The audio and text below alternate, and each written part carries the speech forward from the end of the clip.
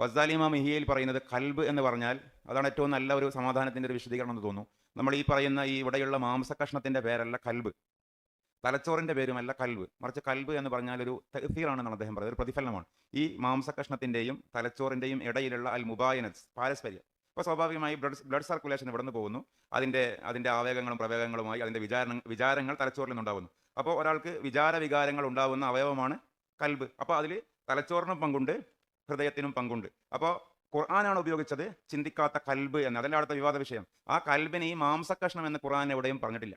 ഞാൻ ഒച്ചത്തിൽ പറഞ്ഞ് ഇതാക്കുകയല്ല, നിങ്ങൾ ആലോചിച്ച് നോക്കൂ.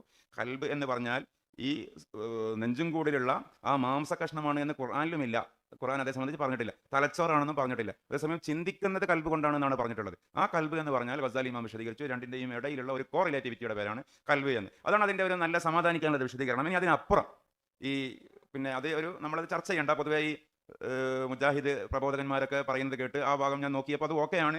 പുതിയ സയന്റിഫിക് സ്റ്റഡി അനുസരിച്ചുകൊണ്ട് ഹാർട്ട് കൊണ്ട് തന്നെയാണ് ചിന്തിക്കുന്നത് എന്നുള്ള സ്റ്റഡീസും ഉണ്ട്. അപ്പോൾ സയൻസ് എന്ന് പറയുന്നത് തീസിസും ആൻറ്റി തീസിസുമാണ്.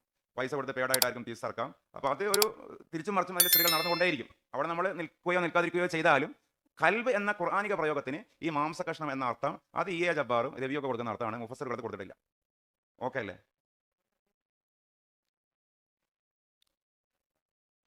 അത് അതിൻ്റെ ബേസ് അവിടെയും അത് നല്ലൊരു ചോദ്യമാണ്. അതിൻ്റെ അതായത് തലച്ചോറിനെയും ഈ മാംസകഷ്ണത്തെയും എടുത്തു നോക്കിയാൽ ഇവിടെ ഈ എല്ലാ മനുഷ്യന്റെ ശരീരത്തിലുള്ള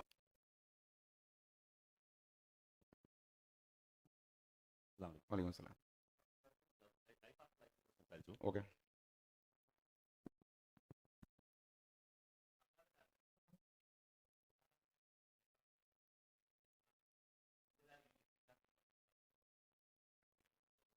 അല്ല, ഞാൻ നിങ്ങളെ കൂടെ നിൽക്കുള്ളൂ.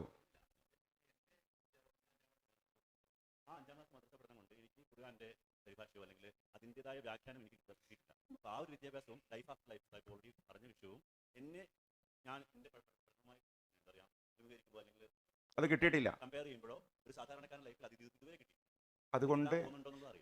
അതുകൊണ്ട് നിങ്ങളുടെ ഒരു അങ്ങനെ ഒരു പഠനം നടക്കണം എന്നല്ല നിങ്ങൾ പറയുന്നത്. അങ്ങനെ ഒരു പഠനത്തിന്റെ ആവശ്യകത നമ്മുടെ ഇസ്ലാമിൽ ഇല്ലേ? തീർച്ചയായിട്ടും ഉണ്ട്. അതായത് ഇസ്ലാം എന്ന് പറയുന്നത് അത് ഓരോ സാധാരണക്കാരൻ എന്ന് പറയുന്ന ഒരു വിഭാഗം അല്ലെ പണ്ഡിതന്മാർ എന്ന് പറയുന്ന വിഭാഗമൊക്കെ അങ്ങനെയല്ല. ഇസ്ലാം എന്ന് പറയുന്നത് ആർക്കും പഠിക്കേണ്ട കാര്യങ്ങളാണ്. അത് ഇന്നത്തെ ഈ സിസ്റ്റം അനുസരിച്ചുകൊണ്ട് നമ്മൾ ഈ ഒരു കാറ്റഗറി വെച്ചു, ആ വാക്കാണ് നിങ്ങൾ ഉപയോഗിച്ചത്. അപ്പോൾ സാധാരണക്കാരായ ആളുകൾ എന്ന് പറയുമ്പോഴും ആ സാധാരണക്കാരായ ആളുകൾ ബാക്കിയൊക്കെ എന്തായാലും പഠിക്കുന്നില്ലേ? എക്സാമ്പിൾ ഇപ്പോൾ എന്താ പറയാം, നമ്മളൊരു ഗൾഫിൽ പോവുകയാണെങ്കിൽ അല്ലെങ്കിൽ ഒരു ജോലിയിലേക്ക് പ്രവേശിക്കുകയാണെങ്കിൽ ബേസിക് കമ്പ്യൂട്ടിംഗ് പെട്ടെന്ന് നമ്മൾ പഠിച്ചെടുക്കുന്നു. അങ്ങനെ ഇവിടെ പോയി പിടിച്ചു നിൽക്കണമെങ്കിൽ ഇംഗ്ലീഷ് പഠിക്കണം, പെട്ടെന്ന് ഒരു ഇംഗ്ലീഷ് സ്പോക്കൺ കോഴ്സിൽ ചേരുന്നു. അപ്പോൾ അതേ സമയത്ത് നമുക്ക് പിടിച്ചു നിൽക്കാൻ ആവശ്യമായതൊക്കെ ഈ സാധാരണക്കാരെന്ന് പറയുന്നവർ ചെയ്യുന്നുണ്ട്. അപ്പോൾ സോ അതിനേക്കാൾ റെലവൻ്റ് ആയ ഒരു കാര്യമാണ് എവിടെ നമുക്ക് ഖുർആൻ പഠിക്കാൻ പറ്റും, അതിൻ്റെ ഓതൻറ്റിക്കായ സ്രോതസ്സുകൾ ഏതാണെന്ന് അന്വേഷിച്ച് പഠിക്കുക എന്നുള്ളത് തന്നെ അതിൻ്റെ പരിഹാരമുള്ളൂ.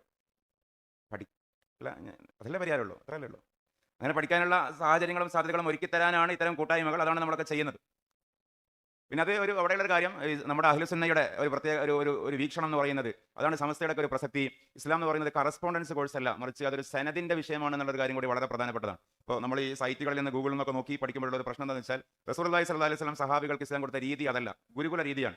ഫൽ യുബല്ലിഗുനി ഷാഹിദുനിൽ ഗായിബ എന്നാണ് അതിൻ്റെ ഒരു പ്രഖ്യാപനം. എൻ്റെ കയ്യിൽ നിന്ന് നമ്മുടെ മക്കൾക്ക് സർട്ടിഫിക്കറ്റ് കിട്ടുമ്പോൾ സർട്ടിഫിക്കറ്റിന് മുകളിൽ ഷഹാദത്ത് എന്നല്ല ഉണ്ടാവുക, ഷഹാദത്ത് എന്ന സർട്ടിഫിക്കറ്റ് ആണ്. എൻ്റെ കയ്യിൽ നിന്ന് ഷഹാദത്ത് സർട്ടിഫിക്കറ്റ് കിട്ടിയ ആളുകൾ കിട്ടാത്തവർക്ക് കൊടുക്കട്ടെ. അപ്പോൾ അത് സഹാബികൾ അടുത്ത തലമുറക്ക് അങ്ങനെ കൈമാറി വന്ന 47ാമത്തെ 48ാമത്തെ അല്ലെങ്കിൽ 51ാമത്തേത് വരെയുള്ള തലമുറയാണ് നമ്മൾ. തിരിച്ചു ചിന്തിച്ചാൽ നമ്മുടെ 47ാമത്തേത് മുതൽ 51ാമത്തേത് വരെയുള്ള ഉസ്താദിന്റെ പേരാണ് മുഹമ്മദ് റസൂലുള്ളാഹി സ്വല്ലല്ലാഹി അലൈഹി വസല്ലം. അപ്പോൾ അങ്ങനെ ഏതെങ്കിലും ഈ കൈമാറ്റ പരമ്പരയിൽ സനദ് ലഭിച്ച, ഇജാസത്ത് ലഭിച്ച ഒരു പണ്ഡിതന്റെ ചുവട്ടിൽ നിന്ന് പഠിക്കുമ്പോൾ തന്നെയായിരിക്കും അതിന്റെ ഉസൂല് മനസ്സിലാവുക എന്നുള്ള ഒരു കാര്യം കൂടി അവിടെ ഉണ്ട്. ഈ സെൽഫ് സ്റ്റഡി ഒരു പരിധിക്കപ്പുറം ഇസ്ലാമിനെ പൂർണ്ണമായി മനസ്സിലാക്കി തരാൻ പറ്റില്ല എന്നുള്ളത്. അപ്പോൾ നമ്മൾ ലഭ്യമായ സ്രോതസ്സുകളിൽ നിന്ന് പഠിക്കുക, എന്നിട്ട് അതിൻ്റെ ഒരു പൊരുത്തത്തിന് വേണ്ടി ഒരു ഉസ്താദിന്റെ ചുവട്ടിൽ നിന്ന് വായിച്ച് ചോദി കേൾപ്പിച്ചു കൊടുത്തോ ഇങ്ങോട്ട് വായിച്ച് കേട്ടോ ആ ചങ്ങലയുടെ ഭാഗമാവുക. അതുകൂടി ഇതിൻ്റെ ഒരു ഭാഗമാണ്.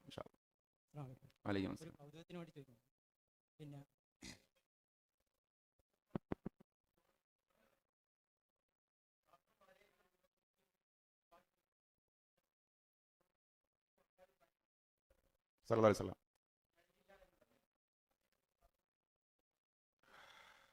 ശാസ്ത്രം നബി സല്ലല്ലാഹു അലൈഹി വസല്ലമയുടെ നിഴലിനെ കുറിച്ച് എന്തായാലും പറയില്ല. അതേസമയം അവിടെ നമുക്ക് പറയാനുള്ളത് ശാസ്ത്രത്തിന്റെ ഒരു ഉസ്താദ് സയൻസിനെ കുറിച്ച് ഒരു ഉസ്താദിന്റെ കൂട്ടി ചേർക്കാനുണ്ടോ ചോദ്യത്തിൽ?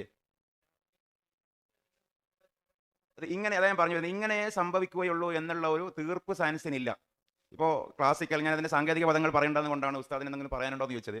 കാര്യകാരണം എന്തെന്നൊക്കെ നമ്മൾ പറയല്ലോ, കോസ് ആൻഡ് എഫക്ഷൻ. ഇങ്ങനെ ഉണ്ടായാൽ എന്തായാലും ഇങ്ങനെ ഉണ്ടായിരിക്കണം, ഇങ്ങനെ ഉണ്ടാകുമ്പോൾ ഇങ്ങനെ സ്വാഭാവികമായിട്ട് ഉണ്ടാകും. ആ കണ്ടീഷനിങ് എന്ന് പറയുന്നത് സയൻസ് ഇപ്പോൾ അംഗീകരിക്കുന്നില്ല, എങ്ങനെയും ആവാം എന്നുള്ളതാണ്.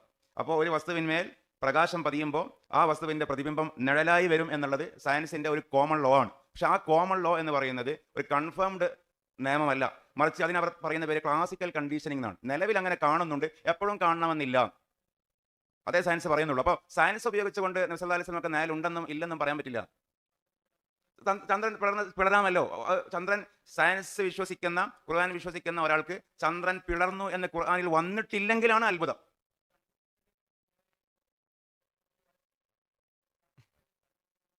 അങ്ങനെ ഉസ്താദെ എനിക്ക് തോന്നുന്നില്ല കേട്ടോ. അത് ശാസ്ത്രം ചന്ദ്രൻ പിളർന്നത് കണ്ടുപിടിച്ചു എന്നൊക്കെ ഉള്ളത് ഞാൻ ഉസ്താദിനെ കൗണ്ടർ ചെയ്യുന്നില്ല. അത് നമ്മൾ ആരെങ്കിലും തന്നെ എഴുതി പിടിപ്പിക്കുന്നതായിരിക്കും എന്നാണ് ഞാൻ മനസ്സിലാക്കുന്നത്. എന്താണ്, ശാസ്ത്രം കണ്ടുപിടിക്കൊന്നും വേണ്ട. ചന്ദ്രൻ നെടുകെ പിളർന്നതിൻ്റെ ഒരു വടു, ഒരു അടയാളം, അത് ചിലപ്പോൾ ഈ എനിക്ക് തോന്നുന്നു ബ്ലാക്ക് ഹോൾസ് എന്നൊക്കെ പറഞ്ഞിട്ടുള്ള സാധനങ്ങളൊക്കെ ചന്ദ്രൻ ദൂരെ നിന്ന് പ്രത്യക്ഷപ്പെടുമ്പോൾ അതിലുള്ള ഒരു ഗർത്തം ഭൂമിയിൽ നിന്ന് കാണുന്നുണ്ട് എന്നുള്ളതിനെ പിടിച്ചിട്ടാണ് ചന്ദ്രൻ പിളർന്നതിൻ്റെ അടയാളം കണ്ടെത്തി എന്നൊക്കെ നമ്മുടെ വാട്സാപ്പ് ഗ്രൂപ്പിലും നമ്മുടെ ഫേസ്ബുക്ക് ഗ്രൂപ്പിലൊക്കെ വരുന്നത്.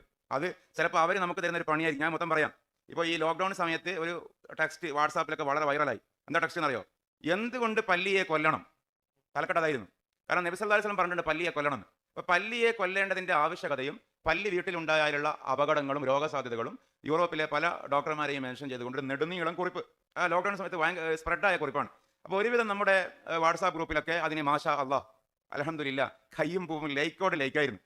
4 ദിവസം 5 ദിവസം കഴിഞ്ഞപ്പോൾ കേരളത്തിലെ നിയോ എത്തിസ്റ്റിൻ്റെ പ്രമുഖ ഫേസ്ബുക്ക് ചാനലിൽ ആ കുറിപ്പ് എഴുതിയ ആൾ തന്നെ പ്രത്യക്ഷപ്പെട്ടിട്ടുണ്ട്. അത് കേരളത്തിലെ കോയമാരെ കബളിപ്പിക്കാൻ ഇക്കൈ കൊണ്ട് എഴുതിയതാണ് കുറിപ്പ് എന്ന് പറഞ്ഞിട്ട്. അപ്പോൾ നമ്മൾ ഇസ്ലാമിൻ്റെ ഭാഗത്തിൽ അത്ഭുതം കാണുമ്പോഴേക്ക് മാഷാ അല്ലാഹ് ലവും കയ്യും അടിക്കുന്നതിൻ്റെ ഭാഗമായിട്ട് വരുന്ന ഒരു കെണിയാവാം എന്ത് നിലാവ് നെടുകെ പിളർന്നതിൻ്റെ ശാസ്ത്രീയമായ പഠനങ്ങളുണ്ട് എന്നുള്ളത് ഞാൻ ഇതുവരെ കണ്ടിട്ടില്ല.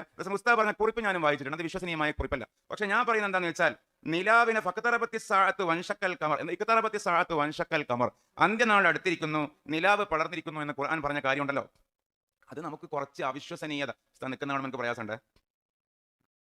അതിൽ നമുക്ക് കുറച്ച് അവിശ്വസനീയത ഉള്ളത് കൊണ്ടല്ലേ നമ്മൾ അത് സയൻസും കണ്ടെത്തി എന്ന് പറയുന്നത്. ഞാൻ മൊത്തം പറഞ്ഞിട്ട് ഇതാക്കണ്ട ഉസ്താദ്, അതേ സമയത്ത് തിരുത്തണം. നമുക്കതിൽ കുറച്ച് അവിശ്വസനീയത പോലെ തോന്നുന്നത് കൊണ്ടല്ലേ അത് അവിശ്വസിക്കാനൊന്നും ഇല്ല. ഞങ്ങൾ ഇപ്പോഴത്തെ സയൻസും എന്ത് കണ്ടെത്തിയിട്ടുണ്ട്, പിളർന്ന ചന്ദ്രന്റെ മുറിവ് കണ്ടെത്തിയിട്ടുണ്ടെന്ന് പറയുന്നത്. പക്ഷെ അതിലെന്താണ് അതിശയം? അതിശയമില്ല. എന്തുകൊണ്ട് അതിശയമില്ല എന്ന് വെച്ചാൽ നിലവിൽ ചന്ദ്രന്റെ പൊസിഷൻ എങ്ങനെയുള്ളത്? ഭൂമിയിൽ നിന്ന് 14 ലക്ഷം സംതിങ് കിലോമീറ്റർ മുകളിലാണുള്ളത്. നിലവിലുള്ള ചന്ദ്രന്റെ പൊസിഷനേക്കാൾ ചന്ദ്രന്റെ പൊസിഷൻ നേരെ മുകളിലോട്ടായിരുന്നുവെങ്കിൽ കടലിൽ വേലിയിറക്കം സംഭവിച്ച് ഭൂമിയിൽ ജീവിതം സാധ്യമാകുമായിരുന്നില്ല. നിലവിലുള്ള പൊസിഷനേക്കാൾ ചന്ദ്രൻ കുറച്ച് താഴെയായിരുന്നുവെങ്കിൽ കടലിൽ വേലിയേറ്റത്തോട് വേലിയേറ്റമായതിനാൽ അപ്പോഴും ഭൂമിയിൽ ജീവിതം സാധ്യമാകുമായിരുന്നില്ല. നിലവിലുള്ള ചന്ദ്രന്റെ പൊസിഷന്റെ ആ ബാലൻസിങ് കൊണ്ടാണ് ഭൂമിയിൽ കാലാവസ്ഥ സന്തുലിതത്വം ഉണ്ടാക്കുന്നത്. നമ്മുടെ ലളിതമായ വിചാരം, ആ പൊസിഷനിൽ നിലവിൽ ചന്ദ്രനെ വെച്ചതാരാ? അള്ളാഹു. അവിടെ വെച്ച അള്ളാഹുവിന് ചന്ദ്രനെ എടുത്തിട്ട് മൂലപ്പലകയിൽ വെച്ചൂടെ? ഇപ്പൊ എവിടെയോ ചന്ദ്രൻ നിൽക്കുന്നില്ലേ? നിൽക്കുന്നുണ്ട്. അവിടെ ചന്ദ്രനെ വെച്ചത് നാസയാണോ? അല്ല. ഐൻസ്റ്റൈൻ ആണോ? ഐസക് ന്യൂട്ടൻ ആണോ? ആരുമല്ല. അവിടെ വെക്കാൻ ശക്തിയുള്ള ഒരു ദൈവത്തിന് ആ ചന്ദ്രനെ എടുത്തിട്ട് മക്കയിലെ മലയുടെ മുകളിലും വെച്ചൂടെ? ചന്ദ്രനെ ആ വലിപ്പം കൊടുത്ത തമ്പുരാനെ ചന്ദ്രനെ ആ വലിപ്പം കുറച്ചുകൂടെ? കുറച്ചുകൂടെ അല്ല, കുറക്കാൻ പറ്റണല്ലോ. ഈ മൊബൈൽ ഫോണിന് ഈ 5 ഇഞ്ച് ഡിസ്പ്ലേ നീളം കൊടുത്ത കമ്പനിക്ക് ഇതിന് 3 ഇഞ്ചും കൊടുക്കാൻ പറ്റണം, 7 ഇഞ്ചും കൊടുക്കാൻ പറ്റണം. കമ്പനിയുടെ ചോയ്സ് ആണ് എന്ത്? 5 ഇഞ്ച് എന്ന് പറഞ്ഞ പോലെ ഭൂമിയിൽ നിന്ന് 14 ലക്ഷം മുകളിൽ ചന്ദ്രനെ കൊണ്ടുപോയി ഫിറ്റ് ചെയ്ത റബ്ബിന് തീർച്ചയായും എന്തിന് സാധിച്ചേ പറ്റൂ? 28 ലക്ഷം km മുകളിലും വെക്കാൻ പറ്റണം, ഭൂമിന്റെ പുറത്തും വെക്കാൻ പറ്റണം. അപ്പോൾ വൻഷക്കൽ ഖമർ എന്ന് ഖുർആൻ പറഞ്ഞതാണ് സത്യം. അങ്ങനെ പറഞ്ഞില്ലെങ്കിൽ ഇത് പോരായ്മേനും. അപ്പോൾ ചന്ദ്രൻ പിളർന്നതിന്, നെടുകെ പിളർന്നതിന്റെ അടയാളം ആര് കണ്ടെത്തി തരേണ്ടതില്ല? ശാസ്ത്രം കണ്ടെത്തി തരേണ്ടതില്ല. അപ്പോൾ ശാസ്ത്രത്തിന്റെ ഏതോ ഒരു പേര് പറഞ്ഞുകൊണ്ടുള്ള ഒരു വാട്സാപ്പ് കുറിപ്പിൽ ചന്ദ്രന്റെ നടുവിൽ നമ്മൾ ഭൂമിയിൽ നോക്കുമ്പോൾ കാണുന്ന ആ കറുപ്പ് കളർ, അത് വലിയൊരു കുഴിയാണ്, ആ കുഴി പണ്ട് പിളർന്നതിന്റെ അടയാളമാണെന്ന് എന്നാൽ ഇന്ന് സയന്റിസ്റ്റിന് അഭിപ്രായം ഉണ്ടെന്നുള്ള ആ സാധനം വായിക്കുകയും വേണ്ട, അതിന് കയ്യും പൂവും കൊടുക്കുകയും വേണ്ട. അതിൻ്റെ ഒന്നും ആവശ്യമില്ല. അവിടെ നിലാവിനെ ഫിറ്റ് ചെയ്ത റബ്ബിന് തീർച്ചയായും ഇവിടെയും നിലാവിനെ കൊണ്ടുവരാൻ പറ്റിയേ പറ്റൂ. ഞാൻ ഒച്ചത്തിൽ പറഞ്ഞിട്ട് ഇതായതല്ല. ഉസ്താദിനെ കാണാൻ ദുആ ചെയ്യും. നമ്മൾ ആക്കിബത്തുള്ളാഹു നന്നാക്കി തരട്ടെ.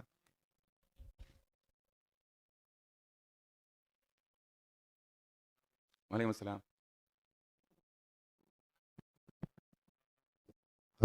നമുക്ക് ആദ്യം ഇൻട്രാക്ഷൻ മാത്രം ആക്കാനല്ലേ? ഞാൻ പിന്നെ ആദ്യമായിട്ടാണ് നിങ്ങളെ എല്ലാവരെയും കാണുന്നത്. അപ്പോൾ നിങ്ങൾ എന്താണ് ആഗ്രഹിക്കുന്നത്, ഈ സദസ്സിൽ എന്താണ് വേണ്ടത് എന്നുള്ളൊരു പ്രശ്നം എൻ്റെ മനസ്സിലുണ്ടായിരുന്നു. ഇനി ലത്തീഫ് ഹാജിയൊക്കെ വിളിക്കുകയാണെങ്കിൽ എന്നെ തന്നെ പറയാം ഇൻഷാ അല്ലാഹ്. അത് വിളിക്കാനുള്ള ആപ്പല്ല. വിളിച്ചാൽ വരും സന്തോഷം. എന്റെ സംശയം എന്താ വെച്ചാൽ ഖുർആൻ മാനവികർക്കുള്ളതാണ് എന്നാണല്ലോ. അപ്പൊ ഞാനും എൻ്റെ ഒരു കൂട്ടുകാരിയുള്ള ഒരു സംവാദത്തിൽ ഇങ്ങനെ അവൻ ചോദിച്ച ചോദ്യമാണ്. അതായത് ആദം നബിയുടെ മക്കള് പരസ്പരം അങ്ങോട്ടും ഇങ്ങോട്ട് കല്യാണം കഴിക്കുക ചെയ്തിരിക്കുന്നത്. ഇപ്പോഴത്തെ ഖുർആന്റെ നിയമം അനുസരിച്ച് നമുക്ക് അങ്ങനെ ചെയ്യാൻ പറ്റില്ല. അപ്പൊ അത് കോൺട്രഡിക്റ്റ് ആയില്ലെങ്കിൽ അവർ ഇത് എനിക്ക് അങ്ങനെ കൗണ്ടർ ചെയ്യേണ്ടെന്ന് അറിയില്ല. അപ്പൊ അവർ ചോദ്യം വന്നു. അത് രണ്ട് നിലക്കാണ് നമ്മൾ അതിനെക്കുറിച്ച് പറയാറുള്ളത്. ഒന്ന്, ഇപ്പോഴത്തെ ഖുർആനിൽ എന്താ ഉള്ളത്, അതൊരു പ്രശ്നമാണ്. ചോദ്യമാണല്ലോ. നമുക്ക് ഇൻസിസ്റ്റ് എന്ന അനുവദനീയമല്ലല്ലോ. ഇപ്പോൾ നമ്മൾ ഇസ്ലാമിൽ അത് അനുവദനീയമല്ല. അല്ല, കോൺസാങ്ക്വിനിറ്റി മാരേജ് സമ്മതിക്കുന്നില്ല. പക്ഷേ മുന്നേ ആദം നബിയുടെ മക്കള് പരസ്പരം അങ്ങോട്ടും ഇങ്ങോട്ടും കല്യാണം കഴിച്ചു. അവിടെ രണ്ട് ന്യായത്തിലാണ് പറയാറുള്ളത്. നമ്മളൊരു വാദപ്രതിവാദമല്ല, പരസ്പരം മനസ്സിലാക്കുകയാണല്ലോ. ഒന്ന്, ഈ ഇൻസെസ്റ്റ് എന്നുള്ള വാക്ക് നമുക്ക് ഒഴിവാക്കാം. ആ വാക്ക് ഒരു സെക്ഷൽ വാക്കായതുകൊണ്ട് അവിടെയുള്ള പ്രശ്നം ഈ കോൺസാങ്ക്വിനിറ്റി മാരേജ് ആണ്. രക്തബന്ധുക്കൾക്കിടയിലുള്ള ലൈംഗിക ബന്ധം ഉണ്ടാകുന്ന തരത്തിലുള്ള വിവാഹം. ഈ കോൺസാങ്ക്വിനിറ്റി മാരേജ് പാടില്ല എന്ന് പറയാൻ കാരണം എന്താണ്? നിലവിൽ ജനിതകമായ രോഗങ്ങൾ ഉണ്ടാകും എന്നുള്ളതാണ്. അതിന്റെ എക്സാമ്പിൾ ചെയ്യപ്പെടുന്നത് പാകിസ്ഥാനിലുള്ള ചില ഗോത്രവർഗ്ഗക്കാരൊക്കെയാണ്. പക്ഷേ ഇസ്ലാമിന്റെ വിശ്വാസ പ്രകാരം രോഗം തരുന്നതും രോഗം മാറ്റുന്നതും ആരാണ്? അള്ളാഹുവാണ്. ജീൻ മ്യൂട്ടേഷൻ എന്നുള്ളത് നമ്മൾ അംഗീകരിക്കുന്ന ഒരു കാര്യമാണ്. അപ്പോൾ ഇന്ന് കോൺസാങ്ക്വിനിറ്റി മാരേജ് വഴി ജനിതക രോഗങ്ങൾ ഉണ്ടാകുന്നുണ്ടോ എങ്കിലും മനുഷ്യവാസം ഉണ്ടായ ആദ്യഘട്ടത്തിലായിരുന്നു ഇസ്ലാമിൽ നിങ്ങൾ പറഞ്ഞതുപോലെ ഇൻസെസ്റ്റ് അല്ലെങ്കിൽ ഈ മാരേജ് ഉണ്ടായിരുന്നത്. അന്ന് ആ രോഗം ഉണ്ടാവണമെന്നില്ല. ആ പ്രശ്നത്തിന് അങ്ങനെ ഒരു സാധ്യതയുണ്ട്. ഇന്നത്തെ മനുഷ്യന്റെ ശാരീരിക ഘടന, അതിന്റെ സ്വഭാവം പൂർണ്ണമായി അന്നുണ്ടാവണമെന്നില്ല. ഞാൻ പറഞ്ഞത് ഫണ്ടമെന്റൽ നീഡ്സ് ആണ്. ഇപ്പോൾ ഈ പരിണാമവാദികൾ മുന്നോട്ട് വെക്കുന്ന രണ്ട് ആർഗ്യുമെന്റില്ലേ, ജനിതക മാറ്റം. ഇപ്പോൾ അത് എക്സാമ്പിൾ ചെയ്യാൻ ഏറ്റവും നല്ലൊരു ഉദാഹരണം പറഞ്ഞാൽ, നമ്മൾ ഒരു കൊതുകുതിരി ഒക്കെയാണ് പറയാറുള്ളത്. കൊതുകുതിരി, അതിൻ്റെ പേരെന്ന് മാക്സോ, പ്ലഗിൽ വെച്ചാൽ ആദ്യത്തെ 2 ദിവസം 3 ദിവസമൊക്കെ കൊതുക് വരുവയില്ല. വന്ന കൊതുകൊക്കെ ഒരു 10 സെക്കൻഡ് കൊണ്ട് തീരുമാനമാവും. പിന്നെ കൊതുക് ഒരു സർവൈവൽ കപ്പാസിറ്റി നേടുകയാണ്. പിന്നെ നമ്മൾ എന്ത് പറയും? ഇപ്പോഴത്തെ മാക്സോ ഒക്കെ ചൈനയിലാണ്, കൊതുക് ചാവുന്നില്ല എന്ന് പറയും. ആദ്യ ആൾക്ക് കമ്പനിയാണ് ഇറക്കുന്നത്, അതേ ഇൻഗ്രീഡിയൻസ് ആണ്. പക്ഷേ കൊതുക് എന്ത് നേടിയതാണ്? Survival capacity നേടിയതാണ്. അപ്പോൾ 2 കൊല്ലം മുമ്പുള്ള കൊതുകും ഇന്നത്തെ കൊതുകും തമ്മിൽ കൊതുക് എന്നുള്ള നിലക്ക് സെയിം ആണെങ്കിൽ കൂടിയും അനുഭവത്തിൽ നിന്ന് കൊതുകിന്റെ ശരീരം മെറ്റബോളിക്കലി അതിനെ മറികടക്കാനുള്ള സിദ്ധി നേടി. അത് ഒരു നാച്ചുറൽ സാധ്യതയാണ്. എന്ന് പറഞ്ഞതുപോലെ തന്നെ ഇന്ന് ഇങ്ങനെയാണ് കോൺസാങ്ക്വിനിറ്റി മാരേജിന്റെ ആഫ്റ്റർ എഫക്ട്സ് ആയി ഈ ജനറ്റിക്കൽ രോഗങ്ങൾ വരുന്നുണ്ടെങ്കിൽ ഈ ജനറ്റിക്കൽ പ്രശ്നം എല്ലാ കാലത്തും മനുഷ്യൻ ഉണ്ടാവണമെന്നില്ലായിരുന്നു. അങ്ങനെയാവാം അന്ന് സമ്മതിച്ചത്. മറ്റൊന്ന്, മനുഷ്യൻ ഒരാണിൽ നിന്നും പെണ്ണിൽ നിന്നും രൂപം കൊണ്ടു. ഇനി ഈ ഭൂമിയിൽ മനുഷ്യ സമൂഹം ഉണ്ടാകണം. അപ്പോൾ സ്വാഭാവികമായി അന്ന് സാധ്യമായിരുന്ന പ്രകൃതി വഴിയിലെ ഏക വഴി എന്ത് മാത്രമാണ്? അത് മാത്രമാണ്. അപ്പോൾ ഒരു ആർഗ്യുമെന്റ് ഒരുപക്ഷെ ഇസ്ലാം വിമർശകർക്ക് ഉന്നയിക്കാം, എന്നാലും അവിടെ അങ്ങനെ നടന്നില്ലേ എന്നുള്ളത്. അതിന്റെ ഒരു പ്രശ്നം എന്താണെന്ന് വെച്ചാൽ, നമ്മൾ ഒരിക്കലും എന്ത് പറയുന്നില്ല, ഏതെങ്കിലും ഇത് നമ്മുടെ അക്കീദയുടെ. ഞാനിപ്പോൾ ഒരു കാര്യം പറഞ്ഞു, നമ്മൾ ഗൂഗിളിൽ നിന്ന്, വാട്സാപ്പിൽ നിന്ന്, ഫേസ്ബുക്കിൽ നിന്ന് ദീൻ മനസ്സിലാക്കുമ്പോൾ ഞാൻ നമ്മളെല്ലാം ഒരു വിഷയം പറയുകയാണ്, അത് പൂർണ്ണമാവില്ല എന്ന് ഞാൻ പറയുന്നതിന്റെ ഒരു ഉദാഹരണം ഇത് തന്നെയാണ്. നമ്മളുടെ അക്കീദ അനുസരിച്ചുകൊണ്ട് ലോകത്ത് ഒരു കാര്യവും ആ കാര്യം എന്നുള്ള നിലയിൽ നന്മയുമല്ല തിന്മയുമല്ല. ഇതാണ് നമ്മുടെ അക്കീദ. പറഞ്ഞ ഓടിയോ? ഒരു കാര്യം ആത്യന്തികമായി നന്മയുമല്ല തിന്മയുമല്ല, കോണ്ടെക്സ്റ്റ് ആണ് അതിനെ നല്ലതും മോശമാക്കുന്നത്. എക്സാമ്പിൾ, നമ്മൾ എന്ത് ചെയ്യും? ഇപ്പോൾ കാഷ്ടം, ഞാൻ നേരത്തെ പറഞ്ഞത് കാഷ്ടം മനുഷ്യന് മോശമാണ്. കാഷ്ടം മനുഷ്യന്റെ ഏറ്റവും മോശപ്പെട്ട, നമ്മൾ തൊടാൻ കാണാൻ ആഗ്രഹിക്കാത്ത സാധനമാണ്. പക്ഷേ ഈച്ചക്ക് കാഷ്ടം എന്താണ്? ഏറ്റവും നല്ല സാധനമാണ്. അല്ല, ഉള്ളിക്ക് കാഷ്ടം ഏറ്റവും നല്ല സാധനമാണ്. അപ്പോൾ കാഷ്ടം ബാഡുമല്ല ഗുഡുമല്ല. ഇനി കത്തി കൊണ്ട് നമ്മളിങ്ങനെ മുറിക്കുന്നതാണ്. ചില കോണ്ടെക്സ്റ്റിൽ ആ മുറിക്കലിനെ കുറിച്ച് നമ്മൾ എന്ത് പറയും? കൊലപാതകം എന്ന് പറയും. ചില സമയത്ത് ആ കൊലപാതകം എന്നുള്ള പേര് ഒഴിവാക്കി നമ്മൾ എന്ത് പറയും? അറുക്കൽ എന്ന് പറയും. പോത്തിന്റെ തലയിലാകുമ്പോൾ അറുക്കലാകുന്നു, നമുക്കതിൽ പ്രശ്നമില്ല. മനുഷ്യന്റെ തലയിലാകുമ്പോൾ അതിന് നമ്മൾ എന്ത് പറയുന്നു? കൊല്ലൽ എന്നാകുന്നു. സംഭവം അറുക്കലാണെങ്കിലും കൊല്ലാണെങ്കിലും എന്നുള്ള കാര്യം എന്താണ്? കത്തിയെടുത്ത് ഒരക്കലാണ്. ഇനി ഒരു പുരുഷന്റെ ലിംഗം ഒരു സ്ത്രീയുടെ യോനിയിൽ പ്രവേശിപ്പിക്കുന്നു. നിക്കാഹിന്റെ മുമ്പാണെങ്കിൽ നമ്മൾ പറയുന്നു വ്യഭിചാരം, ഹറാമാണ്. നിക്കാഹിന്റെ ശേഷമാണെങ്കിൽ എന്ത് പറയുന്നു? സുന്നത്ത്, സംയോഗം, ശാരീരിക സംസർഗം എന്നൊക്കെ പറയുന്നു. അതായത് ചെയ്യുന്ന ആക്ഷൻസ് ഒക്കെ സെയിം ആണ്. ഇനി ആക്ഷൻ നല്ലതാണോ മോശമാണോ എന്നുള്ള തീരുമാനം എന്തിന്റെ അടിസ്ഥാനത്തിലാണ് ഇസ്ലാമിൽ വരുന്നത്? അള്ളാഹു അതേക്കുറിച്ച് എന്താണോ പറഞ്ഞത് അതിന്റെ അടിസ്ഥാനത്തിലാണ്. ഇപ്പോൾ വ്യഭിചാരം ഇസ്ലാമിൽ, ഞങ്ങൾക്ക് അതൊന്ന് ആഴത്തിൽ മനസ്സിലാവട്ടെ, വ്യഭിചാരം ഇസ്ലാമിൽ നിഷിദ്ധമാണ്. നമ്മൾ അവിടെ ഒരു കാരണം പഠിച്ചു. വ്യഭിചാരം ഇസ്ലാമിൽ എന്തുകൊണ്ടാണ് നിഷിദ്ധം? വ്യഭിചാരം സമ്മതമാക്കിയാൽ 20 കൊല്ലം കൊണ്ട് അച്ഛനില്ലാത്ത അമേരിക്ക വരും. അതിനെന്താ? ഇവിടെ വ്യഭിചാരം സാർവത്രികമായി എന്ന് കൂട്ടിക്കോ. അപ്പോൾ പ്രശ്നം, സന്താനങ്ങൾക്ക് ആരാണ് അച്ഛൻ എന്ന് മനസ്സിലാവില്ല. മനസ്സിലാവോ ഇല്ല എന്നുള്ള രണ്ടാമത്തെ ചർച്ച. മനസ്സിലായില്ല എന്ന് കൂട്ടിക്കോ. എന്താ പ്രശ്നം? ആർക്കും അച്ഛൻ ആരാന്ന് അറിയില്ല. ഭൂമിയിൽ ജീവിച്ചൂടെ? ആദ്യത്തെ 2 കൊല്ലം പ്രയാസം ഉണ്ടാവും. ലോകത്തെല്ലാവരും അങ്ങനെയാണെങ്കിൽ പ്രയാസം ഉണ്ടാവോ? ഞാൻ പറയുന്നത് നമ്മൾ അനുഭവിച്ച ഒരു സിസ്റ്റം വെച്ചാണ് പ്രശ്നം. ആ സിസ്റ്റം മാറിയെന്ന് കൂട്ടിക്കോ. ലോകത്ത് ഒരു സ്കൂളിൽ ചേർക്കുമ്പോഴും കോളേജിൽ ചേർക്കുമ്പോഴും പഞ്ചായത്തിന്റെ ഫോം ഫില്ല് ചെയ്യുമ്പോഴും ഫാദേഴ്സ് നെയിമിന്റെ കോള ഇല്ല. എന്തേ ഉള്ളൂ? Mothers name. കാരണം എന്താ? ലോകത്ത് ഒരു മനുഷ്യനും അച്ഛൻ ആരാന്ന് അറിയില്ല. അങ്ങനെ സമൂഹത്തിന് ജീവിക്കാം. ഇനി വ്യഭിചരിച്ചാലും അച്ഛൻ ആരാന്ന് അറിയാൻ സംവിധാനം ഇല്ല. ഇപ്പോൾ DNA ടെസ്റ്റ് ഉണ്ട്. ഇനി അതല്ല, വ്യഭിചാരമൊക്കെ സന്താനം ഇല്ലാത്ത രൂപത്തിൽ എന്തൊക്കെ ഗർഭനിരോധന മാർഗങ്ങൾ ഒക്കെ സാധ്യമാണ്. ഇസ്ലാമിൽ വ്യഭിചാരം ഹറാമാകാൻ ഒറ്റ കാരണമേ ഉള്ളൂ, അള്ളാഹ് പറഞ്ഞു വ്യഭിചരിക്കരുത്. അതേ ഉള്ളൂ. അപ്പോൾ ആദം നബിയുടെ ശരീഅത്തിൽ, അലൈഹിസ്സലാമിന്റെ ശരീഅത്തിൽ കോൺസാങ്ക്വിനിറ്റി മാരേജ് ഹലാലായിരുന്നു. ഇന്ന് ഹറാമാണ്. ഇസ്ലാമിൽ ഹലാലാകാനും ഹറാമാകാനും ഏക മാനദണ്ഡം എന്താണ് ഷാരി പറയുന്നത്, അത് മാത്രമാണ് ആത്യന്തികമായി. പിന്നെ എന്തുകൊണ്ട് ഷാരി പറഞ്ഞു അന്നങ്ങനെ ഇന്നിങ്ങനെ നയിക്കുമ്പോഴാണ് ഞാൻ ആദ്യം പറഞ്ഞ വിശദീകരണങ്ങൾ. നിങ്ങൾക്ക് സംതൃപ്തി ആയില്ലെങ്കിൽ എന്തായാലും കൗണ്ടർ ചെയ്യണം.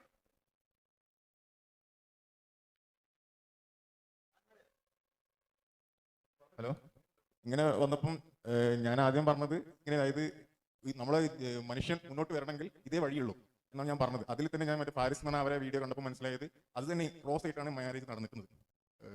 ഒരാണ് ഒരു പെണ്ണ് അല്ല, അത് പിന്നെ ഈ കോൺസാങ്ക്രിറ്റി അവർ അത് സാധാ പറയാറുണ്ട്. അതായത് ആദം നബി അലൈഹി ഇസ്ലാമിനാകെ 100 മക്കളാണ് ഉണ്ടായത്. അതിൽ ഹാബീലും കാബീലും അവരുടെ പെങ്ങന്മാരും മാത്രം സ്വർഗത്തിൽ, ബാക്കിയൊക്കെ ഭൂമിയിൽ വെച്ച്. അതിൽ വിവാഹം നടന്നിട്ടുള്ളത് എല്ലാത്തിലും ഇരട്ട കുട്ടികളായിരുന്നു, ഒരു ആണും ഒരു പെണ്ണുമാണ്. അപ്പോൾ ഒരു പ്രസവത്തിലെ ആണ് അതിന്റെ ശേഷമുള്ള പ്രസവത്തിലെ പെണ്ണിനെ വിവാഹം ചെയ്യുന്നു. അപ്പോൾ പെണ്ണിന് എപ്പോഴും പ്രായം കുറവ്, ആണിന് പ്രായം കൂടുതൽ, അങ്ങനെ നമ്മൾ പറയാറുണ്ട്. പക്ഷെ അതിന്റെ പ്രശ്നം ഈ സംഭവത്തെ തഫ്സീറുകളിൽ ഖിസ്സത്തുൻ ഈസവിയ്യത്തുൻ എന്ന് പറഞ്ഞിട്ടുണ്ട്. അത് ഇസ്ലാമിൽ സംഗതമായ കഥയല്ല, അത് ഓറിയന്റലിസ്റ്റ് സൃഷ്ടിയാണെന്നുള്ളത് തഫ്സീറുകളുണ്ട്. അതുകൊണ്ടാണ് ഞാനത് പറയാതിരുന്നത്. ഇനി അത് ഓറിയന്റലിസ്റ്റ് അത് ഈസവിയ കഥയല്ല എന്ന് വന്നാൽ അത് പറയാം. അപ്പോഴും ഒരു കൗണ്ടർ ആർഗ്യുമെന്റ് ഉന്നയിക്കും. 5 തലമുറ വരെ എന്ത് പ്രശ്നം വരുന്നുണ്ട്, കോൺസാങ്ക്വിനിറ്റി, ജനിതക പ്രശ്നം വരുന്നുണ്ടൊക്കെ പറയും. അതിനേക്കാളൊക്കെ നല്ലത് ഷറ അങ്ങനെയാണ്. അപ്പോൾ പിന്നെ ചോദ്യം, നിങ്ങളുടെ ഷറ എന്ന് വെച്ചാൽ അതോറിറ്റി ആകാൻ ഒരാൾക്ക് അർഹതയുണ്ടെങ്കിൽ ആ അതോറിറ്റി പറയുന്നത് കേൾക്കലാണ് ലോജിക്കലി ഓക്കെ എന്നുള്ളതൊക്കെ പറയാം. നമുക്ക് ആ വിഷയമാണെങ്കിൽ പ്രൈവറ്റ് ആയിട്ട് സംസാരിക്കാം.